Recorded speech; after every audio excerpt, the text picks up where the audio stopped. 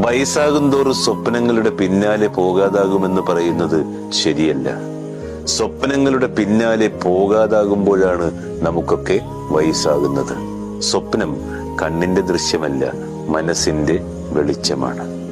ജീവിതത്തിന്റെ ഹൃദയം ഇടിപ്പാണ്. എണ്ണേണ്ടത് പ്രായമല്ല, സ്വപ്നങ്ങളാണ്.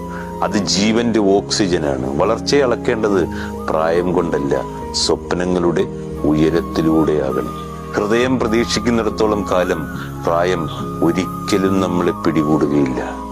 ലക്ഷ്യങ്ങളില്ലാത്തവനാണ് വയസ്സ്. ലക്ഷ്യങ്ങളുള്ളവൻ എപ്പോഴും ചെറുപ്പമാണ്.